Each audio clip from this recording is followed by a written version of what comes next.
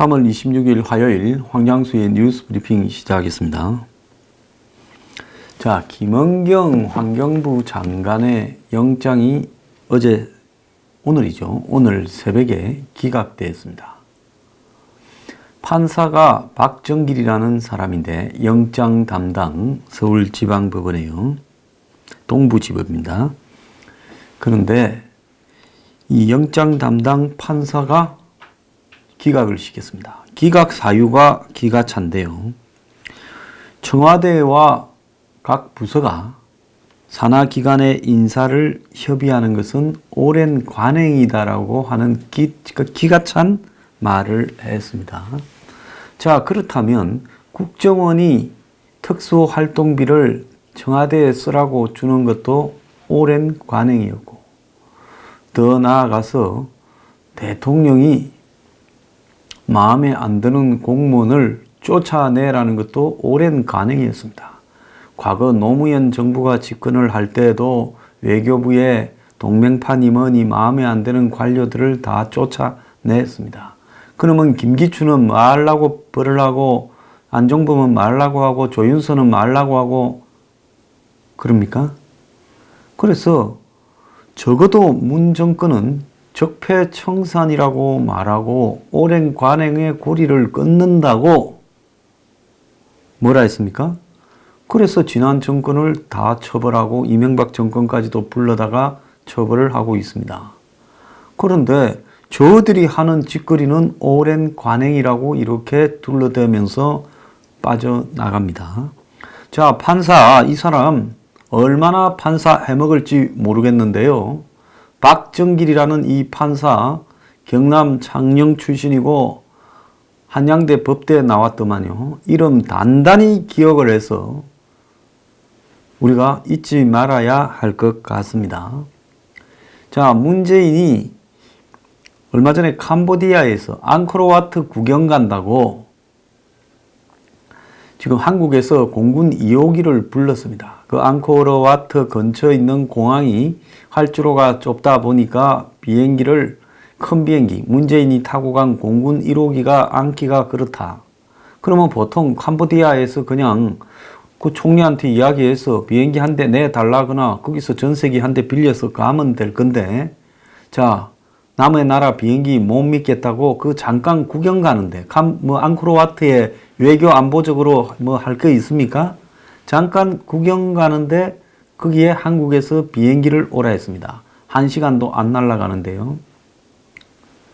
자, 그러고는 노무현 정권 때도 그렇게 했고 하면서 관행이라고 이야기를 했습니다. 자, 얼마 전에는 대구 칠성시장입니까? 거기 가가지고 사복 입은 경호원이 개머리판을 내밀고 방아쇠에 손을 걸고 있는 듯한 모습, 이런 게 노출됐어요. 그런데 그걸 뭐라고 했습니까? 이명박 때도 박근혜 때도 관행이었다라는 것처럼 말을 했습니다. 물론 경우와 케이스가 상황이 달랐지요. 그래서 이 정권은 자신들이 뭘 잘못한 거에 있으면 전부 이명박 정권 때도 어쨌고 박근혜 정권 때도 어쨌고 하는 식으로 걸고 넘어지고 있습니다. 그런데 이제 판사까지도 오랜 관행이라는 말로 판결을 합니다.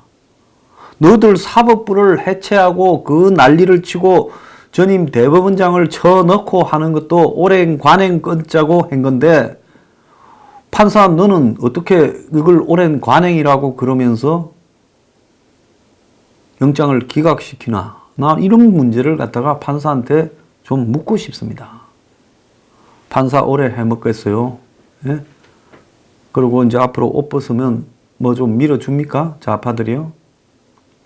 판사가요, 적어도 오랜 관행이라는 말로 영장 기각을 시켜줘서는 안 되고, 그냥 도피나 증거인멸에 우려가 없다고 하고 그냥 기각을 시켜버리는 게 국민에 대한 예의라고 봅니다.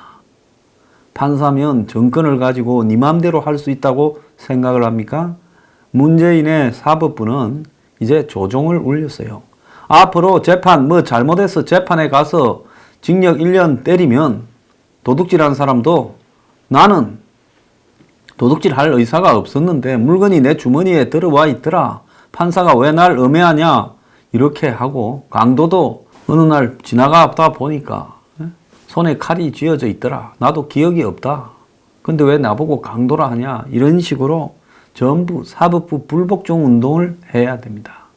아무리 판사가 정권을 가지고 있다 하더라도 이런 식으로 사회적 통념과 상식에 입각을 해서 판결을 해야지 지 멋대로 정권을 봐주는 역할을 하게 된다면 대한민국에는 상권 분립은 이미 사라졌고 사법부조차도 이제 문 정권에 빌붙어서 그야말로 정권의 시녀가 되어버린 그런 현상이 지금 벌어지고 있는 겁니다. 김은경이 영장 기각으로 대한민국 사법부는 그야말로 정권의 시녀로 전락했다는 겁니다. 시녀가 아니라 제가 볼 때는 창녀라고 이야기를 하고 싶습니다. 부끄러운 줄을 알아야 된다라고 말을 합니다. 자, 이제 이 정권도 자기들의 마음에 들지 않으면 판사들을 압박하고 협박하지 않습니까? 그래서 성창호 판사 김경수를 2년 때리고 가다왔다고 그 난리를 치고 기소를 했습니다. 2심을 맡은 판사는 나는 하기 싫다. 그리고 판결도 하기 전에 이래저래 예단해가지고 뭐라고 하면 이거는 야만이지 정치가 아니지 않느냐. 야만 국가로 가는 거 아니냐. 이런 말까지 했습니다.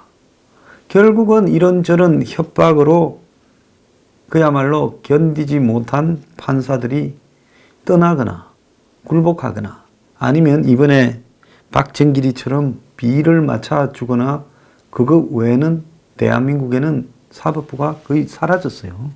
모처럼 정권의 죽으로 움직이던 검찰이 이제 검찰 해체 국면에 다다라서 검찰이 그래도 살아야 되겠다고 정권을 향해서 제대로 물은 건입니다. 자,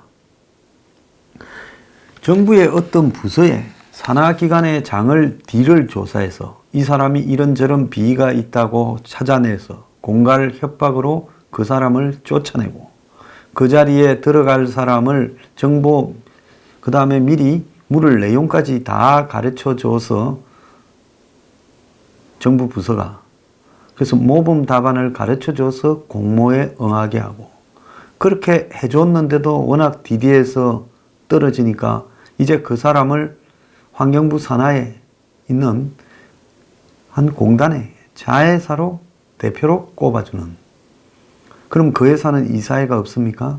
법적으로는 민간 회사인데요. 이런 행위를 했는데도 도주의 우려가 없다. 증거인멸이 없다. 관행이다라고 이야기를 하면서 풀어준다라는 것은 그야말로 기가 찬 이야기라는 겁니다. 박정길 서울 동부지법 영장전담 부장판사는 오늘 새벽에 객관적인 물증이 다수 확보되어 있고 피의자가 이미 퇴직함으로써 관련자들과 접촉하기 쉽지 않게 된 점에 비춰 증거인멸이나 도주의 염려에 대한 소명이 부족하다고 구속영장 기각 사유를 밝혔습니다. 자, 그러면서 다툼의 여지가 있어 피고인에게 방어권을 보장할 필요가 있다. 여기까지는 통상적인 이야기예요. 이제 지금부터 기가 찬 이야기가 나옵니다. 구체적으로 박 부장 판사는 최순실 일파의 국정농단과 당시 대통령에 대한 탄핵으로 인해 공공기관에 대한 인사 및 감찰권이 적절하게 행사되지 못해 방만한 운영과 기강회의가 문제됐던 사정을 비춰봐야 된다. 아니, 환경공단의 감사 임명이 작년 아닙니까? 2018년?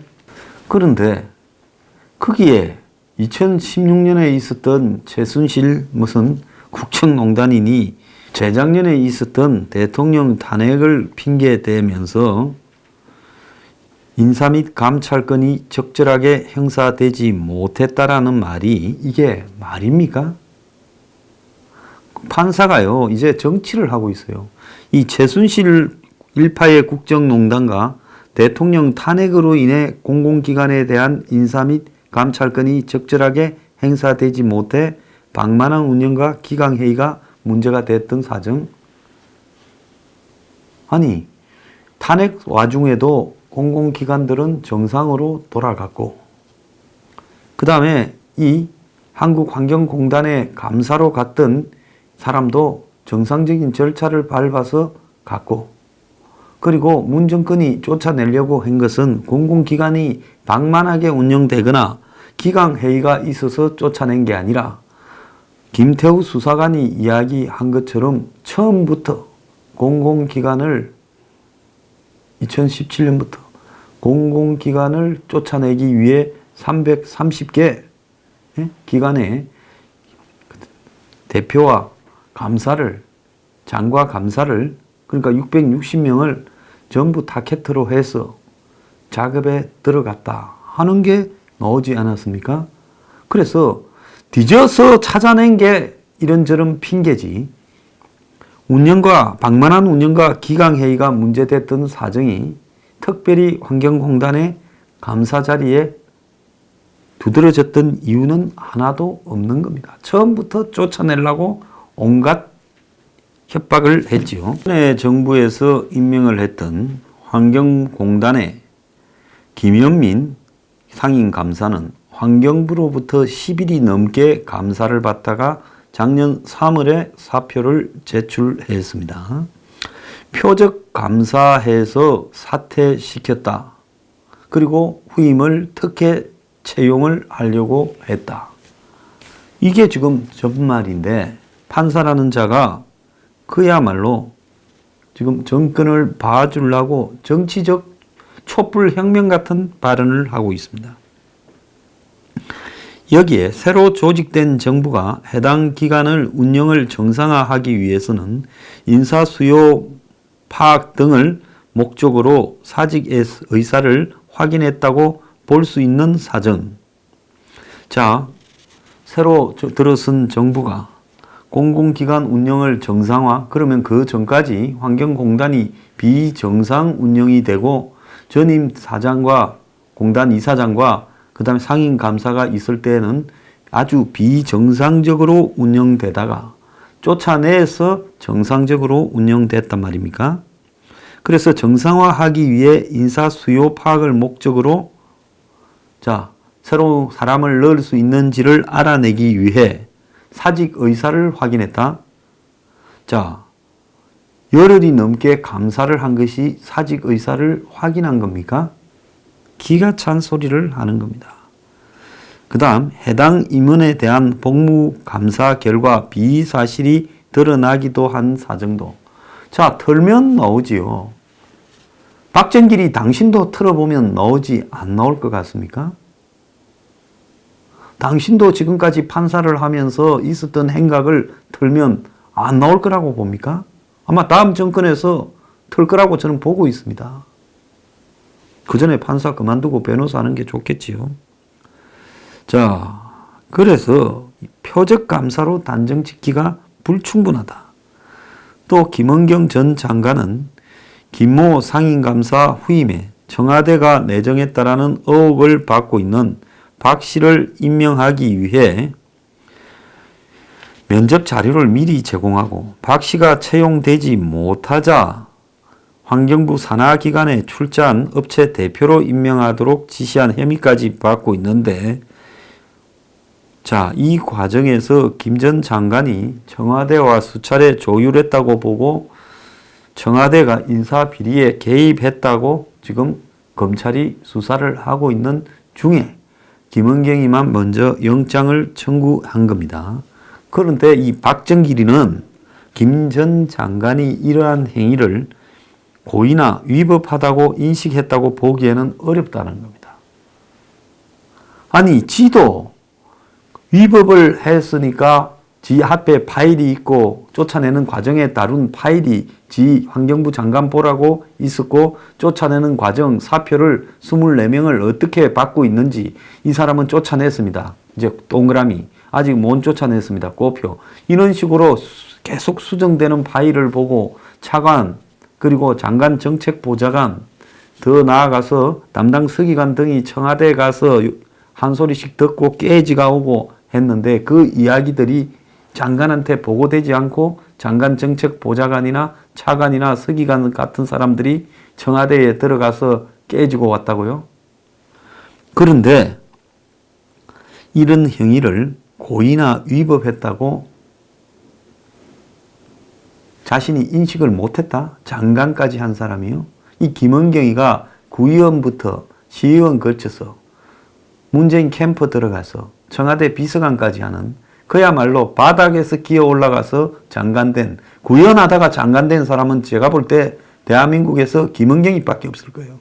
그러면서 구체적으로 공공기관의 장이나 임원들의 임명에 관한 관련 법령에 해당 규정과는 달리 그들에 관한 최종 임명권 제청권을 가진 대통령을 보좌하기 위해 청와대와 관련 부처 공무원들이 임원추천위원회 단계에서 후보자를 협의하거나 내정했던 관행이라고 이제 이야기를 합니다. 법령 제정 시부터 장시간 있었던 것으로 보인다. 법은 산하기관의 장은 청와대가 관여하지 못하고 산하기관에서 협의해서 적임자를 이렇게 공모를 통해서 추천하게 돼 있지만은 실제로 법과는 관련 없이 해당 부서와 청와대가 협의해온 것은 오랜 관행이다. 이렇게 말을 했습니다.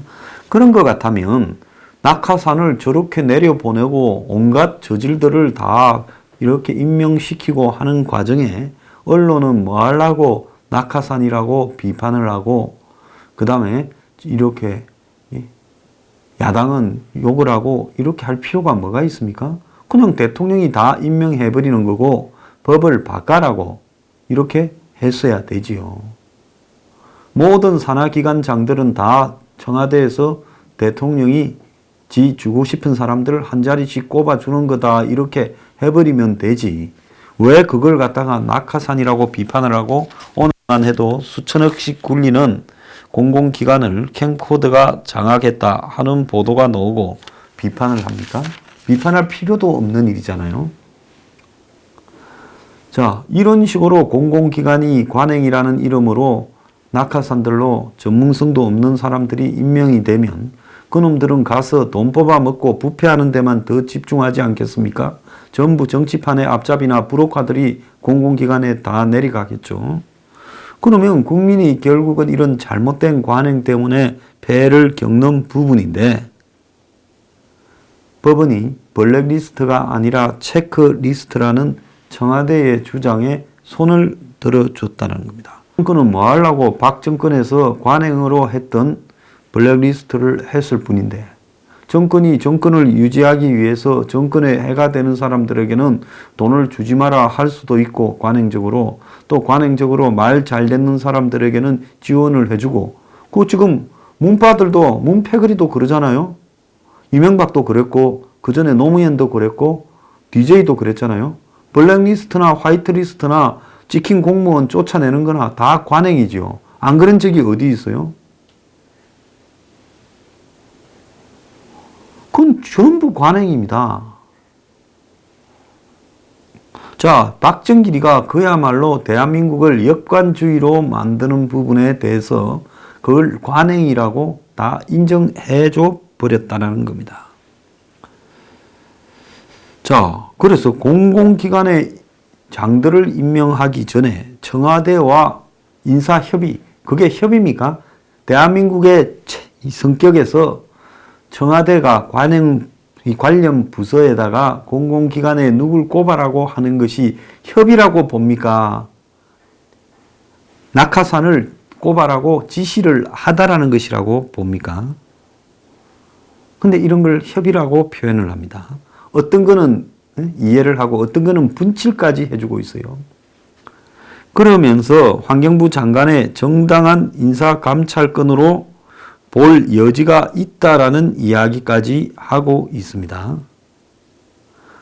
청와대에 가서 지시받고 오는 게 관행이고 더 나아가서 환경부 장관의 정당한 그런 사람을 쫓아내고 그 다음에 청와대가 시키는 사람을 집어넣고 하는 것을 환경부 장관의 정당한 인사권과 감찰권이라고 이야기를 해버립니다. 이러면 이 사건뿐만 아니라 지금 각 부서에 다 벌어진 수많은 블랙리스트와 또 그 자리에 낙하산을 갖다 꼽고 사전에 문제를 가르쳐주고 산하기관에 집어넣어주고 떨어지면 또 다른 산하기관에 집어넣어주고 하는 것이 다 아무런 불법이 아니고 그거는 인사권을 가진 청와대에 대해서 그냥 각 부서들에 의당해야 될 관행이고 쫓아내는 이 남의 뒤를 캐서 쫓아내는 과정도 아무런 문제가 없다라는 겁니다. 결국 청와대 인사수석실 등의 부적절한 지시 개입이나 이런 거에 대해 검찰이 조사하는 것이 관행을 갖다가 파헤쳐서 마치 문제가 있는 양 하지만은 그것은 정치권에서 통상적으로 해오던 정권마다의 일이다. 이렇게 이야기를 하면서 문제가 없다라고 결정을 내린 겁니다. 한번 보세요. 나라가 말이 아니다. 체크리스트. 존나 웃긴다. 김기춘, 조윤성도 그 관행 때문에 감옥 갔는데 이번 정권에서도 다시 관행이라고 한다. 이렇게 심한 내로남불은 정말 처음 봤다. 우리들이 하는 거는 착한 찍어내기 관행, 니들이 하는 거는 국정농단 적폐. 김기춘, 조윤선도 관행이었는데 오저도 이렇게 오질 수가. 나라 미래가 어떻게 될지 쩝쩝. 영장 심사 있을 때마다 오랜 관행이래. 그럼 박근혜 대통령은 왜 구속시켰나? 오랜 관행보다 훨씬 깨끗한데 법도 필요 없고 모든 게 지멋대로네. 독재가 따로 없다. 자, 이 문 정권은요, 이제 대한민국의 사법부를 창녀로 만들어 버렸습니다. 자, 그렇게 만들어 가지고 그야말로 이제 사법부를 저들 마음대로 유리하게 영장 기각을 하면서도 그냥 도주와 증거 인멸에 우려가 없다. 이 정도만 하고 말지. 이제 낙하산도 관행이라고 해버렸습니다. 그리고 쫓아내는 것도 인사감찰권이라고 이야기를 합니다. 자, 정말로 이 나라는요, 이제 끝이 나버렸습니다. 이제 이 끝난 나라에서요, 합법적이고 정당한 방법으로 문 정권을 쫓아내는 일은 완전히 불가능하게 되어버렸습니다. 그러면 앞으로 어떻게 쫓아내야 되겠느냐? 그래서 불법을 합법이라고 하는 이 정권을 국회에서 가서 논의하고 사법부의 힘을 빌어서 이 정권을 단죄하고 쫓아내거나 심판하는 일은 거의 불가능해졌다라는 겁니다. 그러면 국민이 들고 일어나서 이 정권을 쫓아내야 되는 건데요. 대한민국이 자칫 잘못하면 베네수엘라처럼 차베스가 지 살아서 안 쫓겨나고 버텼습니다. 차베스를 좋아하는 어리석은 국민들도 상당수 있었죠. 파퓰리즘으로 돈 나눠주는 걸 찬양하고 차베스 잘한다고 하는 사람도 있었습니다. 그의 후계자 버스 운전기사 출신 마두로가 아직도 버티고 있습니다. 대신에 베네수엘라는 거의 나라 자체가 끝장이 나버렸죠. 생산되는 물건도 없고 필수적인 소모품도 없고 한마디로 나라가 망해서 그들이 났는데도 베네수엘라는 지금 저 민주주의를 파괴한 독재자들이 온전하고 있습니다. 아직요. 그걸 제대로 못 쫓아내고 있어요. 지금 문 정권이 그야말로 완전히 민주주의를 무너뜨리고 있는데 웃기는 거는 지난주보다 어제 나왔던 리얼미터 여론조사가 문이 무슨 1.7%인가 지지율이 올라갔다. 올라간 이유가 김학의, 장자연, 버닝썬에 대해서 수사하라 말을 해서 지지율 올라갔다라는 겁니다. 남들이 봤을 때는요, 우리나라에 지금 돌아가는 꼬라지가 베네수엘라보다 뭐가 낫겠냐는 거죠. 군부고 사법부고 다 장악을 했어요. 지 마음에 안 드는 정치인은 그냥 쫓아내버리고 지 마음대로 지금 하고 있어요. 베네수엘라가요. 그런데도 그것이 좌파라고 생각을 하고 그것이 마치 진보라고 생각을 하면서 찬양하는 썩은 놈들이 한국에도 많이 있습니다. 그런데 지금 한국도 사법부가 베네수엘라처럼 돼가고 있어요. 자, 여러분, 이 나라가 이제는 완전히 무너져 버렸습니다. 이제 이 나라를 무슨 한국당식으로 국회에 들어가서 민생을 논하고 이런 식으로 이 나라를 바로 잡아서 여야가 선거를 통해서 정상적으로 이 나라가, 이 정권이 한마디로 쫓아내거나 정리할 수 있을 거라고 보이는가? 이 부분에 대해서 저는 심각하게 회의가 들고 있습니다. 자, 그러면 결국은 국민들이 길거리에서 촛불 대 횃불의 대결이 되어서 쫓아내야 되는가? 앞으로 선거가 있을 때 선거가 정상적으로 진행이 잘 될 수 있겠느냐? 온갖 선거를 앞두고 선동이나 쇼가 터져나와 국민의 눈과 귀를 가리면서 판단을, 혼선을 주지 않겠습니까? 결국 그렇다면요, 이 나라는 지금 민주주의가 오늘부로 파괴되어 버렸다. 상권 분립도 파괴되어졌다. 더 나아가서 대의민주주의도 이런 썩은 문정권과 싸우라고 뽑아줬더니만 싸우라고 뽑아준 사람들은 황당한 소리나 하고 앉았고, 그 다음에 나머지 야당들은 문정권의 2중대, 3중대, 4중대가 되어가고 있다. 지금 창원 성산에 단일화 쇼하는 거 한번 보세요.